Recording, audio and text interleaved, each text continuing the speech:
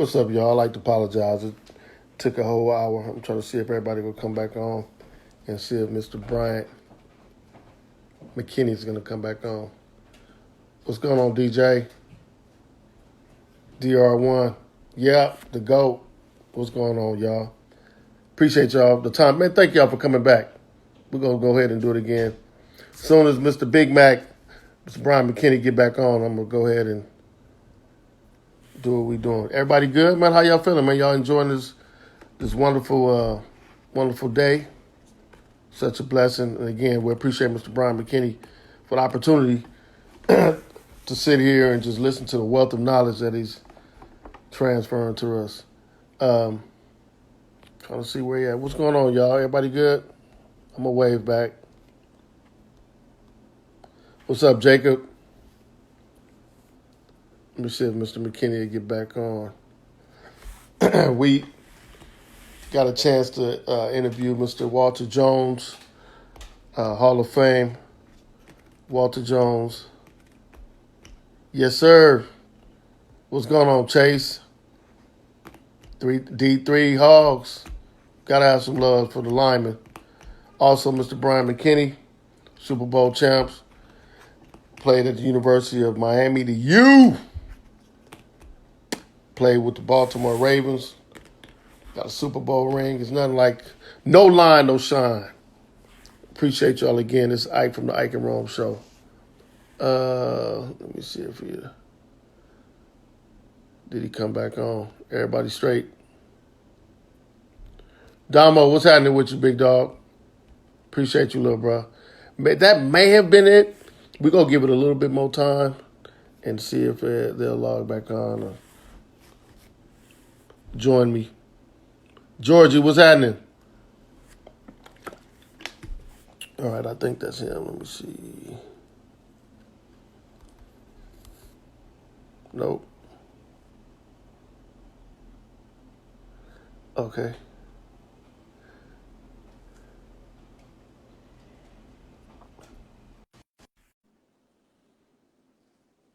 Waiting for him to come back on. Everybody doing good out there? What's poppin'? There you go. Appreciate it, man. Oh, yeah. What happened? An hour. Yeah, after an hour it clicked. Yeah. It just clicked back off, man. But again, ladies and gentlemen, have Mr. All-American, JC All-American, University of Miami All-American, All-Pro Super Bowl champion with us tonight. The man, the myth, entrepreneur. He do it all, man. Funny, handsome young man, Mr. Bryant McKinney in the building. They call him Big 7-4. They call me Big Mac. I know they call you Big Mac. I told them. They already know it. 6'8". Anybody 6'8", the last name Mac, anything. Gotta be big. Can't call you Lil Mac. They can't call you. Anytime you 6'8", you stretch out like you stretch. I would have hated to be a defensive back to see you come around the corner pulling. You know what? I played at Oregon. I played at University of Oregon. And so one of the coldest linemen I played against, he was tricky because he was long like you. Jonathan Ogden. That's one of the people I used to look at when I watched film. Jonathan played at UCLA, man. And it was no way. I played corner. I'm fat now.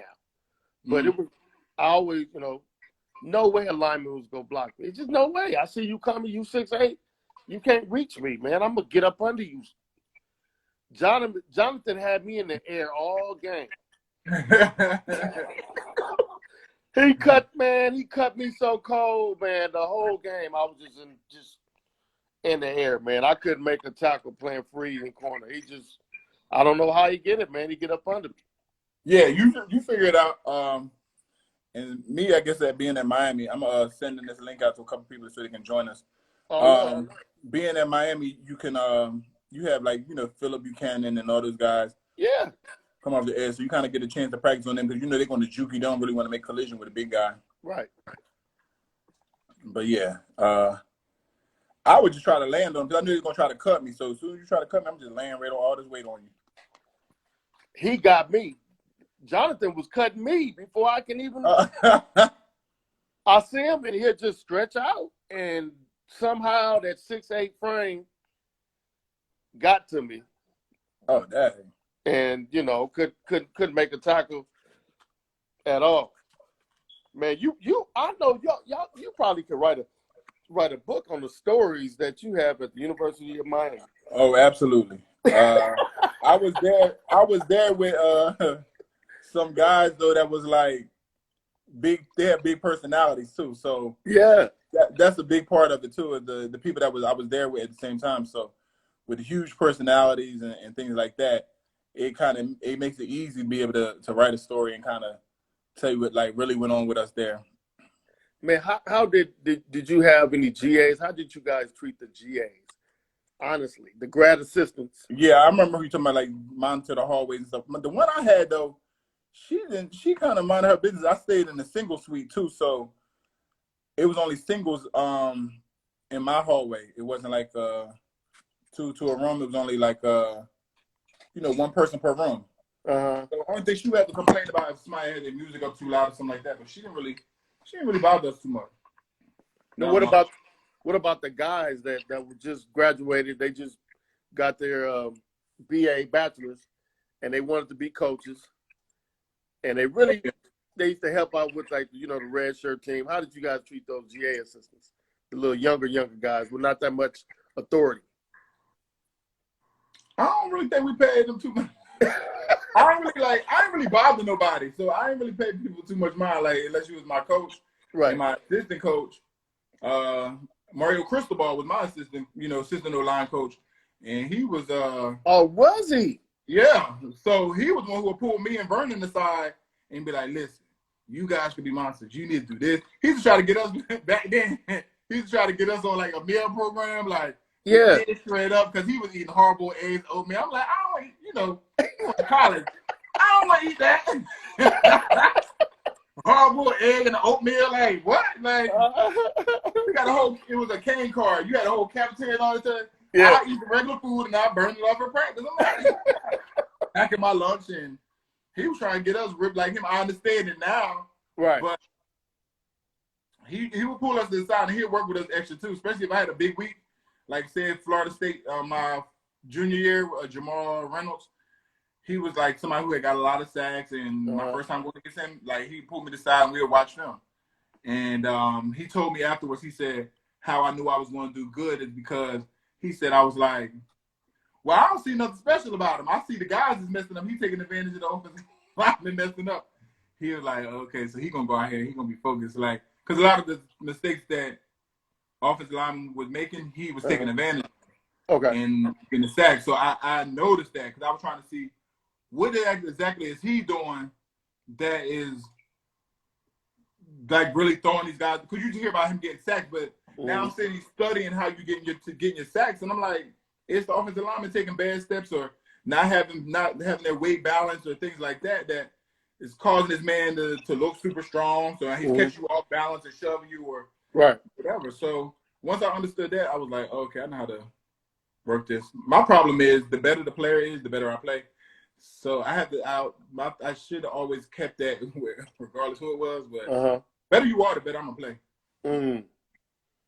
That's unbelievable, man. Miami, y'all have so much talent. It's just, you couldn't help but to, like you said earlier, you couldn't help but to be good playing against top ranked talent. And then guys with and this goes back to like, so when I told you I came from playing against the guy who was the JUCO All-American, and I had to learn to play left tackle against him.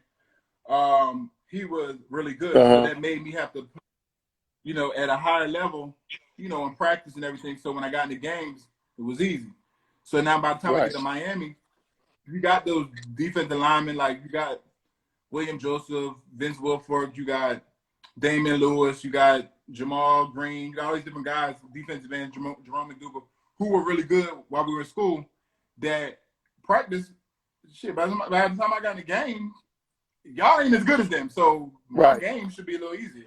Right. You have your two or three players, per season that's like their level or better, but not every week. So when I got in them games, and we would say stuff like, how you let they star ass do that? Like, you know what I mean? Yeah. You go against me every day in practice. How is you letting this man? You know what I mean? So that's you how held we them talk to each other. accountable. Yeah, you have to hold them accountable. We held each other accountable. We felt like everybody felt like they were the best. I remember going into my senior year, they had a big spread in the one of the college football magazines, and if they highlighted the top 5 positions. So if you was number 1, like they did linebackers, they did DB, they did O-line, D-line, everything. So whenever you was the number 1, you got a big spread. So the offensive line and our DBs, we was number 1. So we got the big layout, the big spread in our in the magazines. Right. So we wanted everybody in the position to be like number 1. Like you might have had some that was like number 3 or whatever, like, but we wanted everybody, like we felt like everybody should be number 1. Like, you know what I mean? But that was our attitude. Yeah, I mean, you went. Well, you was what pick? You went to 7 pick. 7. I'm gonna tell you what's funny too. So the last time I had lost was the second game in my junior year. We lost the second game to Washington by like 5 points at the end. We made a comeback, but we just ain't have enough time. I think I remember. Napoleon Kaufman? Was Napoleon? No, was he playing then? Who was playing? I think so. University of Washington? Yeah. Wow. The Huskies. Yeah. So by the time I get to the league, I ain't used to losing. Right. So the first time I lost, I was pissed. Because I ain't lost in a long time. I get back on that plane, they drinking beer, they talking about what they doing later, and I'm like, what? Yeah, we don't lose them. I had to kind of, you don't want to get reacclimated to losing, but like, right. I wasn't used to it. Right. So my feelings was like different about losing. Like, right. But the rest of the team is like, yeah, so they like over it. So me, it took me like a couple weeks, like, man, we lost. Like, you used to be just down because I had that feeling for so long. Mm-hmm. But when you get there, you kind of realize, and that's why I wish I would have had somebody else with me from Miami, because they would have kind of been like, you know, we'd have kind of held ourselves to a certain standard. But then after a while, you kind of fall in with everybody else and kind of like, okay, well, next week. But me, you hot, like Dominique said. You hot. You yeah. So we just lost, like, So how did you? Okay, now moving on to first. I can't pass this up, ladies and gentlemen. Mr. Bryant Mckinnie, Mr. All Everything from Jersey. Is in the house. Woodbury, Jersey. Yes. I'm gonna come up with this T-shirt line. He got right. What's called the right plan with the wrong man. What else? He got a little drink called Drink Repent. Little drink. Yeah. We gonna purchase it. How can we get to Drink Repent? Drink Repent. You can get it on Amazon, or you can order it on our website, drinkrepent.com. Drinkrepent.com. Y'all check this out. And then also the foundation. What foundation? The name of the foundation? Yeah. B Major Foundation is the name of my foundation. B Major? Yeah, B Major. Okay. It's BMAJOR Foundation. Is the name of my foundation. And then also my company, Let's Chat, is spelled LETZ chat.com. Let's Chat is LETZ CHAT. T. Yep. All right. And you want to chat with somebody from another country, from other there side goes of the globe? She plugged Bashman Entertainment in the comments, plugging it now. Let's Chat.com. That's it. Okay. Appreciate that, man. But you was when you were at Miami, you never gave up a sack? I never gave up one at JUCO either. How'd you do that? Like what going against the best people. I mean, I told you, JUCO, when I went against the guy, he was on my team. So like when I was learning, he was doing it in practice, but then at a certain point he wasn't doing it no more. But in the games, I ain't never give up. And when I got to Miami, I wasn't even giving him up in practice. That's unbelievable. You just practicing your skill at that point. You just, you sharpen your skill. And you just got to play at the level. And what's crazy is like my junior year, I was kind of the underdog. I was under the radar. I'm new. I'm coming in and I'm starting. And so it wasn't a thing, even though I didn't even think about it. I thought I was doing my job. Right. It came to my senior year when I went through the whole season. I didn't give up a sack. And I went against some high-profile people like Alex Brown from Florida. We played against him in the bowl game. And Jamal Reynolds from Florida said I went against some premier pass rushers, and I was still able to make it out and not allow any sacks. Going into that season, they were like, "It's his last season," and then they, reached out to my coach, or people looked at film and seen that JUCO, I never gave up one. Right. So it was like, he's going through his whole college career not being able to give up a sack. That's unbelievable. This is last year. Can he do it? Like, so I never even paid it no mind at all. I never even thought about it. And then all of a sudden, coaches in the media is putting it out everywhere. And I'm like, oh, man. I remember one game in particular. We were playing Florida State up there in Florida State my senior year. And we was beating them. But one play where I don't know if that guy got a good jump on the ball or whatever. And he must have got pretty close to Ken Dorsey. And I heard the sideline, like, erupt. Like, oh, and I just had put a hand on him and pushed him by, so he didn't even like get him. Right. But they thought he was, and that sideline, and just so happened the direction we were going, I'm by their sideline, so they can see us. I'm on the left. You know what I mean? So it erupted like they losing. I'm like, what they cheering for? And then it was like, oh, they were looking at me. Oh, okay. So I was like, hey, get it together. Because now I realize how serious it is. Like, since we can't win the game, we're going to have a small victory and we're going to get a sack on him. And this like, right. You said, no, I ain't letting that happen. I had to realize for the rest of the season, let me tighten up and make sure that we ain't even in this predicament. Like, you know what I mean? And it was a lot. Because now, even the teams, because we blew teams out. If you looked at our score, we probably blew everybody out by 21 points or better my senior year, except probably for like 2 or 3 teams. So now those things like that, me being a target, became little things for them. You know what I mean? Like that would be unbelievable. Like I mean, even you're a target. You're a lineman, that you're a target. Yeah, I became a target within the game because if we can't beat them, we're going to beat them in some type of way. We're going to crush his whole little thing. But not only Boston College, but Virginia Tech too. We didn't win by 21 points, but we're gonna, they just crush that or whatever. Who is that for Shelly? How she know the stats? Mama, how you doing? How you doing? My happy Mother's Day. She know the stats and everything. She was there because she was that pretty much because at that time we was in the Big East, so I'm from Jersey. So a lot of those Big East teams was along the East Coast. Temple, Rutgers, all that was by me. Temple, Rutgers, West Virginia wasn't too far. Virginia wasn't too far. Like, so all those schools that we played was kind of like all right there. Somebody had made a statement. I think it was Bassman. Do you know somebody named Bassman on there? Yeah, Yolanda Bassman, how you doing? She was just making some statements saying she didn't know that about you. She certain things you didn't give up a sack in junior college, community college, neither did you get one up in Miami. How was the transition from a high-powered college team? Now you go to Minnesota. I think that was your first team, the Vikings. Yeah. How was the locker room different from Miami? Well, because I'm new to the locker room now. Well, let's go back to this. I held out for 98 days. So, as a drafted player, No. First round drafted. First round draft pick. That's different. That's the difference. Yeah, so, as a first round draft pick and just player overall, as far as holding out, I have the second longest hold out in NFL history. We know you got some good money. That's all that means. You got some good little money. It was business, so I had to learn right away that it was business. So that's kind of the difference already. As me coming in, a kid who never played it down, because they made sure they remind me that he played it down. He's arguing about this. Yeah, I am, because at this point it's business. That's right. Because y'all can. Because guess what? When y'all want to cut somebody, it's a business decision, right? So therefore, I protect myself. And the eighth pick behind me was Roy Williams. He went to Dallas. He got his contract done before I got mine done, and before Ryan Sims got his done. So Ryan Sims was the 6th pick. I was the 7th pick. Okay. Kansas City and Minnesota.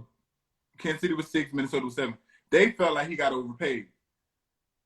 That ain't my problem. All I know is 6 and 7 supposed to make more than 8. So y'all figure that out. You know what I'm saying? They're trying to argue with us saying he got overpaid. Right. Y'all should have did our contract before he got his done, but now we know what the standard is, and you gotta pay us more. Right. Wow. So that's me and Ryan Simmons was holding out for a while. Right. But the funny thing is, when in training camp, you end up playing a team that's kind of close by you in like scrimmages and stuff. And Kansas City just happened is the team that we scrimmage. Right. So they somehow got Ryan Sims done, and then my agent caught wind that it was some collusion that took place during that time, during the training camp time. So we sued them for collusion. Really? And, yeah. A lot of people don't know all these backstories. You know why? I had to drop my case once they agreed to my in order for me to get signed, they were like, all right, we'll sign you and give you what you want. Right. You got to drop your case. Of course, I'm dropping my case. I want to play, but I had to sue y'all. Now I had to catch y'all with collusion and now sue y'all, and y'all realize he actually got the case. So, yeah, let's just like sweep this under the rug and let's just get this boy in here after you made me sit there and wait half a season. I still made the all-rookie team my first season, too, which I'm surprised, but I did. Did you really? Yeah, only was there for 8 games. Somehow I made it. And I came in and I started right away. I picked up and started. I came in October. Okay. You had some good people like beginning of September. I came in mid-October. And I took over the starting position. My first week we kind of rotated. Me and another guy who Everett Lindsay, his name is. We rotated the first game, and like whenever they felt like, all right, you asked me if I was tired or was I good in the series, whatever. Like we would rotate until they just felt like I had, I hadn't played in the game since January of that year, whatever. You know what I mean? So now it's now October. I wasn't there for mini camp. I wasn't there for nothing. I had to come in a week, learn these playbooks. Like I had to come in and learn so much real quick. Like where people have training camp and all this time to learn stuff, I didn't. I had to come in and learn the week up. Wow, I mean, like from your background, what did your parents do? They both worked. My mom worked at the Claridge. She was the executive secretary for the vice president of the Claridge Casino. And my dad worked there as well. She got him the executive. Job. My mom was, but my dad worked in another position. Well, you had a good mind then. I mean, because some of this stuff, that you've seen the offensive books. They're challenging to remember the plays. Number one, let alone watching the defensive stances and looking at everybody in the box, 5-4, 5-5, whatever defense they're running. So you gotta have most of the kids that listen to linemen talk, they don't understand. Like you really have to study too. Like you have to study. You have to read. Listen, being an offensive lineman, it's so many things that can take place, and they can move defenses and do a whole bunch of things. Bring people down. You have to be aware of everything in this little window of the cadence. You know what I'm saying? Yep, real fast. So that's why they always try to say like offensive linemen are probably some of the more intelligent people on the football field because you have a small window to recognize a lot of things and then you have to react immediately. Well, you gotta kind of be able to work well under pressure too, because a lot of that can cause pressure. You know what I'm saying? Yes. Did you play? Who was that? That was Randall Cunningham? Who was your quarterback? No, Dante Culpepper. I had a bunch of quarterbacks. Dante Culpepper was one. Gus Farrat was one. Brad Johnson was one. Tavares Jackson was one. And Brett Favre was one. Brett Favre? And then Sage Rose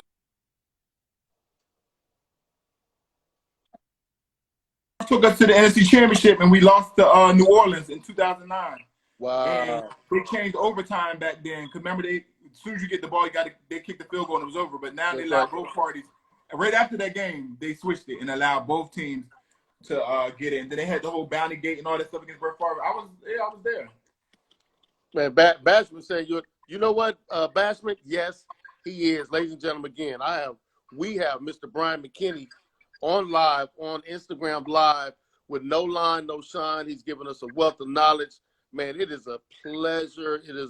I can't even believe. I wish I could just send it out to like 1 million of these young athletes that's watching, because you have a wealth of knowledge, experience, Super Bowl ring. I feel like I've experienced pretty much everything you possibly could experience in the NFL. Like, and we ain't gonna tell it all. We ain't telling everything. Nah, I ain't. Not for free, I ain't. Y'all gonna have to buy the book. Y'all gonna have to buy the book to get some more information. But we ain't telling. Do you remember a guy named Pat Johnson? Yeah, it's same player. What Played Pat with Johnson? Baltimore Ravens. Played with you at Baltimore. I was gonna say that, but I thought I was gonna say Minnesota, but in Baltimore. He played wide receiver, fast cat. He played with me at Oregon. I think he was on that team, that Super Bowl team. Patrick, how was it? Did you I probably practice? Ray Lewis. huh? Say it again. How was it playing against your boy Ray Lewis at practice? Ray Lewis is the reason why I came there. He was the one who legit brought me there. Like, so when I was leaving Baltimore, because they wanted me to restructure my contract, and I was like, this is my opportunity. This is another thing about timing, and look how God be working. Now, I told you different situations that happened. Yes, sir. Where it was about timing and how God be moving things, right? Right. So remember I said already about how Hayden Fry retired and From Iowa. Yeah. that opened it up for me. Well, first it starts with how God worked on me for how somebody randomly sent in a videotape to Iowa, and then they seen me and they liked me. You know what I'm saying? Right. I don't even know who this person is to this day. So that's one. And then two is how when I ended up getting that scholarship to go to that junior college, and I was attached to Iowa after my first year, and I became a JUCO All-American. How the head coach at Iowa retired, so now it's open game for everybody to come and recruit me. Right. So that's another way of how he mysteriously moved. And then I don't know, I might skip some other stuff, but I know now I'm getting to Ray Lewis. So I came back to Minnesota 2011, and they were like, "Oh, we want to restructure your contract," and I was like, "No," and they were like, "No, we want to restructure. You can still have a chance to make these incentives. We're just gonna make some stuff incentive based." And I was like, "No," because in my mind, I was told teammates, I said, "I don't want to be here forever. I want to have a chance to win the Super Bowl or something." Like we were close to 2009. Something in my spirit was just like, I don't see it happening for me here. And I feel like I need to go somewhere else to get a fresh start. And that was my opportunity. I looked at it as my opportunity. Like, this is your opportunity. Some said, look, this is your opportunity. Like, you got to go. So what's funny is the coaches know that my mom has like some type of influence, somewhat of an influence on some of the decisions. You know what I mean? May go to her and ask her. But what's funny is God knew that too. So he put her on a cruise where she ain't have no reception or nothing. Couldn't even get a hold of you. So they couldn't even get a hold of her. She on a cruise while this all going on. Right. So now it's just me. Y'all can only deal with me. Y'all can't call her and get it's only me. Right. And I'm standing my ground. No, I don't want to redo this contract. Right. They said, if you don't, we're going to have to release you. And I said, I'm okay with that. So then the general manager and the head coach came to my room later on that day, and they were like, listen, Brian, we don't want to release you. We just want you just to agree to your contract. They're like, you're going to force us to have to release you if you don't agree. And I said, I'm okay. I'm okay with that. And they were looking at me like, no. Like, they basically wanted me to do it, and I didn't agree. And right. They were like, do you really want to risk like taking the chance? I said, yeah. And they were like, all right. So they're like, we don't want to do this. I said, then that's fine. I don't want to do it either. Right. And we did it. So soon as they did it, I get back to Florida.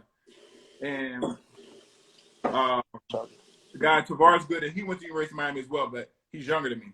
He hit me first. He said, yo, Ray Lewis, asked you for your phone number. I said, okay, give it to him. But, at this point, I'm like looking at teams, like, see where I can fit in at, see what's a good fit for me. We gave it to Ray Lewis. Ray hit me up immediately. Yo, big man, you coming here, so just get everything set up. You going to come here. I like, what you mean I'm coming there? He's like, I'm going to just have everything set up. You going to come here. You have to lock her by mine. You over here with me now. I'm like, I said, you got to tell the people there, like, upstairs. He said, I got that covered. He said, I'm just telling you, you tell your agent be ready. He going to get a phone call. All right. I said, Ray, I ain't playing right tackle. Because they got Michael Orr. You know what I'm saying? Right. Blindside and everything. I said, I ain't coming there to play right tackle. I ain't never played right tackle. Right. He going to move over. Don't worry about it, Matt. You good.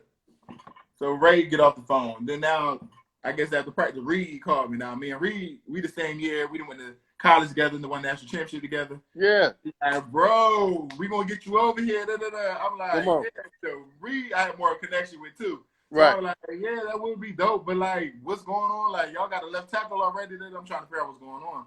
Right. Like, yeah, they're gonna take care of that. Like, yeah, they said everything will be good. I was like, oh, okay. So then Ray called me back like a day or two later, like, well, what's taking so long? Like, what you mean what's taking so long? He like, they already reached out to your agent. I was like, they gotta negotiate a contract now, right? He like, man, tell them, come on now, stop playing. So then, you know, I'm talking to my agent too, but he's telling me other teams are reaching out as well, like Indianapolis and some other teams are reaching out. So I was like going through Baltimore's like list, like, will I fit in here? Like, you know what I mean? Then I was like, oh shoot, Matt Burke there, and I just started seeing like different people that I knew. So Matt Burke was my center my whole career in Minnesota. He left in 2009. The year Brett Favre came, he had left and went to Baltimore. So I was 2 years without Matt Burke. So I was like, oh, I get to reunite with Matt Burke. I communicate with him well. Like, oh, okay, so things are making sense. So then Ray hit me back again. Bro, what's going on? You almost let me do their job. And then Ray basically was the one who made that happen. I ended up coming in there, and they had Ray. Was Ray next to me?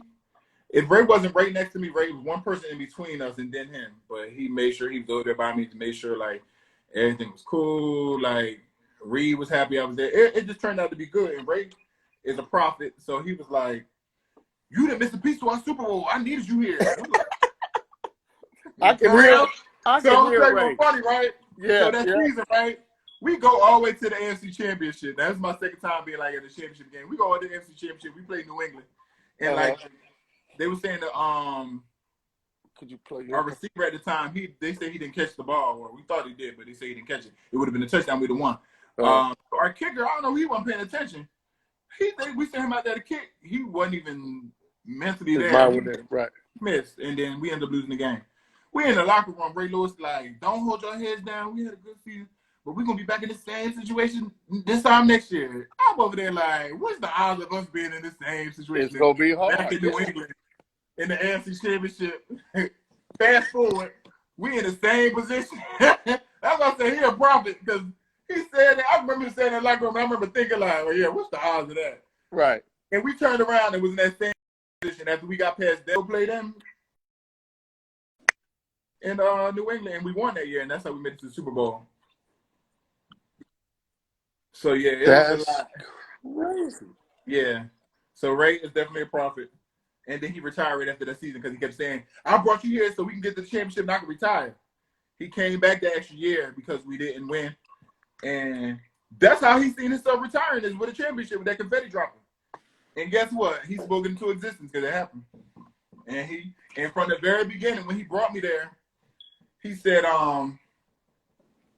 he brought me here for us to win the Super Bowl. Where he said I was the missing piece. I don't know where he got this from, but guess what? And the guy must have had a conversation and said, hey, go get him. And he came and got me. And everything he said happened. Man, it's a blessing to have you on the team. Sound like you come from a praying household. I see your mom. Oh, I definitely do. Yeah, that's a blessing right there. You can't beat that. Yeah. You can't beat having favor. Somebody said they talked to us about second half against San Francisco. Because you remember the lights went out and all that stuff? That was just like, I mean, you got an offense that had been on the field in a whole hour because, halftime, in Super Bowl halftime, regular halftime is like 12 minutes, but during the Super Bowl halftime is 30 minutes. Right. And then we came back, and, we came out after the second half and we had the ball. They kicked up to Jacoby, but he ran it back for a touchdown. So offense not on the field again. And then defense is on the field. So defense was actually on the field, and they were driving, I guess, down the field or whatever, but the lights went out. So it left us, lights was out for 30 minutes. So we was like we didn't have no offense for like over an hour. At a game, the lights, the stadium. You don't remember that? At the Super Bowl. Yeah, I do. Beyonce performed at halftime. Yeah, I do remember that. I said, it's her fault. She just took about power. used all the power with all her performance and stuff, and lights went out. Oh man, that took 30 minutes to come back on. So I got halftime. We was sat there for 30 minutes. We didn't get the ball. We got the ball. He ran it back for a touchdown, so we never get on the field. Yeah. Defense on the field. They driving a little bit. Lights go out. That's another 30 minutes wait for lights come on. So it was just like, it was two separate games because now they have more momentum coming back because like right. Our offense wasn't in sync anymore because we didn't know what to think. Right. We was up by like 21 points or better. Right. And momentum changed. Yeah. They made that like a 4 or 5 point game. Yeah. But the good thing we had a big enough lead that we felt like, I don't know, somebody in Vegas had like made that game closer, and then they had somebody say, hit the button, and all the lights went out. Like we were like, what? Well, because the momentum was crazy. Right, right. Like we come back out in the halftime and we just ran the ball back, and like it was crazy. So for that to happen, that you put us on ice for a long time, you know, offense and stuff. Once they get rolling, you got to stay rolling. You can't sit somebody down. Yes. You got to remember their offense was on the field, so they was already out there moving. We wasn't doing nothing for an hour. Right. It was almost like this last year's Super Bowl. Kansas City was down. Wasn't they down by? Yeah, Kansas City was down majority of the game. Yeah, and they end up winning by what, like 20? Yeah. They're a four-quarter team. Yeah, same type of scenario, man. Same. So we gonna have to get out of here, man. Man, this is one of the best interviews I ever had. I mean, hey. it was a pleasure. I'm serious. It's a pleasure listening to a wealth of knowledge that you have about the game and just your experience in the Super Bowl and the NFL. Realizing that it's a business too. So players always they got to look at it as a business. Once you get to that level, it's a business. Yes, sir. Yes, sir. So that's long as they know that. It ain't no longer like college no more. Like, you're going to see a lot of people rotating in and out of the locker room. I never used to become friends with like a lot of the players during training camp because you're going to be gone. Like, you start out with 83 people and it's going to get chopped down to 53. Like, it's 30 people. Like, I ain't got time to keep remember everybody's names. I know the main people who going to be there, but I ain't got time to keep remembering everybody that come through this door. You know what I mean? It's 30 people that's about to be gone. 30 people, a lot of people. Come on. And look, what do you think about, real quick, what do you think about these guys about to get paid now? They about to get paid in a minute in college.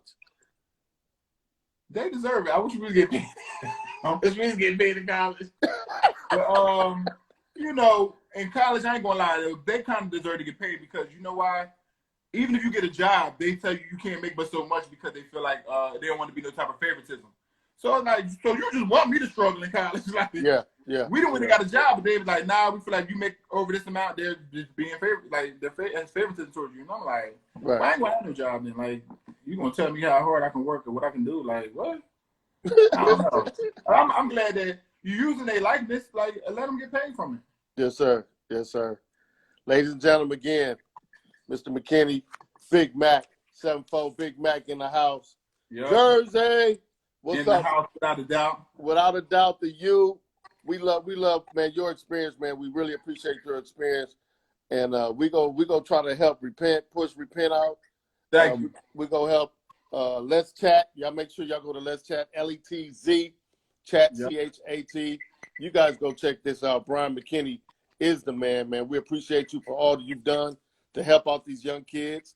And Matt got only a child. Let me see.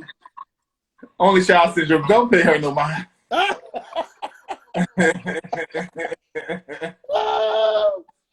Oh man, can't imagine how many number 5 jersey USC sold in 2005. Woo!